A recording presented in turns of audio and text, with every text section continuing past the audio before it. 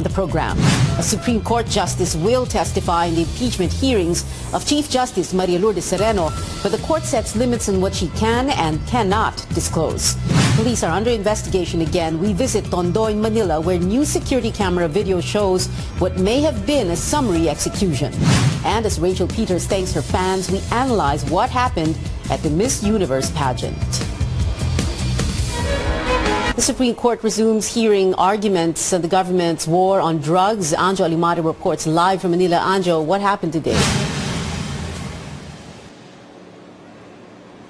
You know what, Pia, in his opening speech, Solicitor General Jose Calida describes the petitions against the drug war as moves to destabilize the Duterte administration and sow anarchy, a claim that Associate Justice Marvic Leonen finds disturbing. And Calida also finds a fault in the petitioners for insisting that the police circular order encourages extrajudicial killings. For him, they just confuse the concept, the validity of the order with the actual abuses committed by legal enforcers from the implementation of the drug war. And Calida also explains that there have been more than 8 million houses visited under Project Tokhang from July 2016 to present, and more than 1 million drug personalities voluntarily surrendered. And for Calida, this is unprecedented. Now asks if he thinks that the Supreme Court will rule in favor of the police. Well, here's the response of PNP Chief Bato de la Rosa. Well, masasabi ko lang, just open our hearts. Just open our hearts. Makikita nyo kung anong laman ng puso namin. So, yun lang. Kung makita nyo na malinis yung puso namin, patuloy nyo kami. Kung marumi, hinto. Yun lang ang appeal. De la Rosa insists that there is no kill order and it will only happen on very extreme situations resulting from legitimate police operations. Now, Calida says the government's resolve to win the drug war will neither wane nor weaken. Now, the Justices Pia will again grill Calida next week for the continuation of the oral arguments. Pia? Anjo Alimari reporting live from the Supreme Court. The Supreme Court allows its employees and justices to testify in the impeachment hearings of Chief Justice Maria Lourdes Sereno if they wish to do so. Supreme Court spokesperson Theodore Te says the High Court is giving clearance to employees to testify only on administrative matters. For adjudicative or matters involving the decision of cases, the High Court allowed only Associate Justice Teresita de Castro. Tess said De Castro may talk about the issuance of a temporary restraining order in the case of a senior citizens party list group, the clustering case involving the Judicial and Bar Council, and the case involving then Solicitor General and now Associate Justice Francis Hardeleza. Te adds De Castro can only discuss the merits of a decision and not the deliberations behind the decision. Those who are invited to testify on administrative matters may do so if they wish. The court is not requiring them, but the court is granting them clearance if they so wish to appear and testify on administrative matters.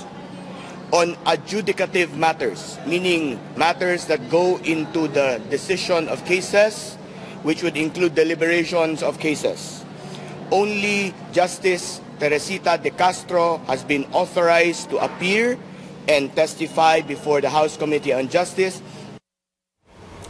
The House Justice Committee invited justices and employees at the Supreme Court to answer allegations of lawyer Larry Gadon that the Chief Justice bypassed her colleagues and, quote, deliberately tampered with court decisions. The House Justice Committee is on its third day of the impeachment hearing against Chief Justice Maria Lourdes Sereno. We're learning that the complainant admitted that he doesn't have evidence that Sereno is guilty of corruption when she allegedly used public funds to finance her supposed extravagant and lavish lifestyle. Let's bring in our Joyce Ilas live from Batasan, Pambansa. Joyce, tell us what happened today. Pia, only one resource person attended today's hearing. It's Justice Secretary Vitaliano Aguirre. But lawmakers also continued questioning complainant attorney Larry Gadon on his allegation that Chief Justice Maria Lourdes Sereno should be impeached for corruption. During the hearing, however, it was revealed that Gadon does not have evidence or did not base his allegations on authentic documents, but only on stories relayed to him by people he couldn't even remember. Lawmakers scrutinizing the allegations of lawyer Larry Gadon against Chief Justice Maria Lourdes Sereno wanted to find out from the complainant if she used public funds to finance her extravagant and lavish lifestyle. But they ended up getting nothing. Those documents are specifically included in my request, which was granted by the Supreme Court and Bank, Your Honor. However, Your Honor, the Office of the Chief Justice refuses to give it to me. Gadon said Sereno insists on flying first class or business class during her trips. Sereno said SC rules allow the Chief Justice to travel business class, but denied Gadon's allegation that she travels first class. You admit now that the Chief Justice has not availed of a first class accommodation in her foreign travels. What I meant with that first class, Your Honor, is that is more expensive than the economic class. It could be business class or first class. Gadon says even Sereno's bodyguards travel first class or business class. But when the committee chairman asks Gadon to name names, did you identify who these bodyguards are?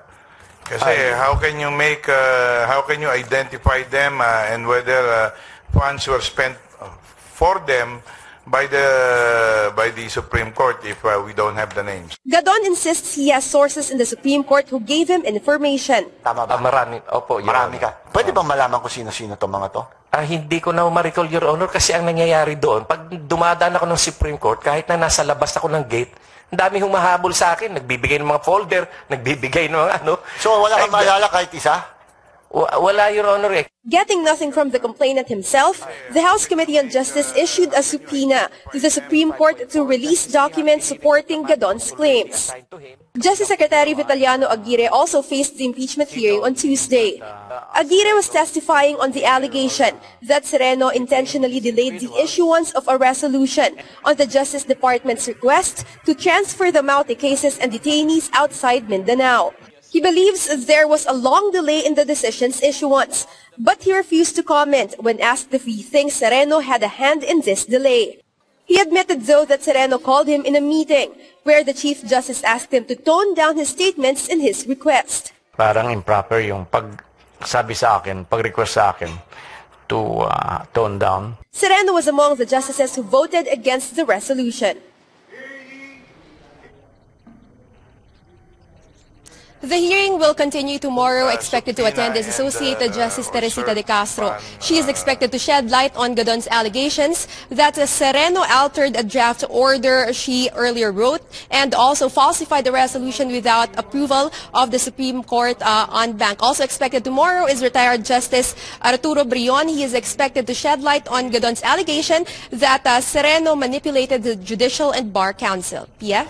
Joyce, any updates on Congressman Umali's statement that he is open to arresting Chief Justice Sereno if she refuses to attend the hearing? Pia, the House Committee on Justice has yet to decide on this matter, but according to House Speaker Pantaleon Alvarez and House Majority Leader Rudy Fariñas, they both agreed that they should respect Sereno's decision and should not compel her to attend the her impeachment hearing if she does not want to, because they believe that it is her right to attend or not. Fariñas, however, warned that if she refuses to attend, then congressmen would have no choice but to base their decisions on what the complainant presents. Pia. Joyce Ilas reporting live from the Batasang Pambansa. Well, it's not just Associate Justice Teresita de Castro who might appear before the impeachment hearings. The Chief Justice herself may also attend. That's according to Carla Cruz, Sereno's spokesman, but Cruz has a clarification.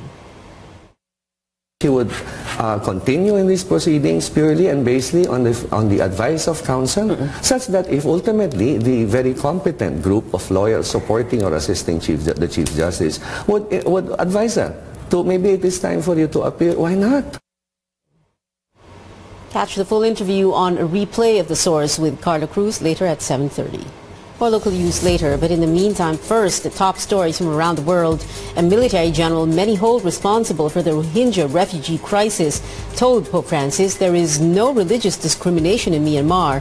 Following his meeting with Francis Monday, Senior General Min Aung Hlaing said all faiths in the country are able to worship freely. The Vatican says the Pope met the general and other top generals in Yangon for a 15-minute courtesy visit. The Myanmar military has been accused of pursuing a brutal crackdown on the Rohingya, a largely Muslim ethnic minority not officially recognized by the country. Pope Francis had previously decried violence against the Rohingya, calling them his persecuted brothers and sisters. A U.S. federal judge ruled the military must move forward with its policy allowing transgender recruits starting in January. The ruling clarifies an earlier decision that blocks President Trump's ban on transgender troops. There are 2 federal court injunctions against Trump's order. An Obama-era order says transgender service members cannot be removed from the service based on their gender identity. Back in July, President Trump tweeted that he would ban transgender people from serving in the military in any capacity. Happy news from London. Prince Harry is engaged to American actress Meghan Markle. For the first time since Monday's big announcement, the royal couple spoke to BBC about their engagement. They say it took place earlier this month on an otherwise ordinary night, with Harry getting down on one knee and Markle saying yes. Harry designed the engagement ring himself with a primary stone sourced from Botswana, where they spent some time together, and the smaller diamonds on the side, which came from his mother, Diana's jewelry collection. Prince Harry is 5th in line to the British throne, while Markle is known for her role as paralegal Rachel Zane in legal drama series Suits. The couple plans to wed in spring next year. Find out how a technical vocational course helped this woman change her life for the better. And we'll tell you what Rachel Peters plans to do next after his Miss Universe journey.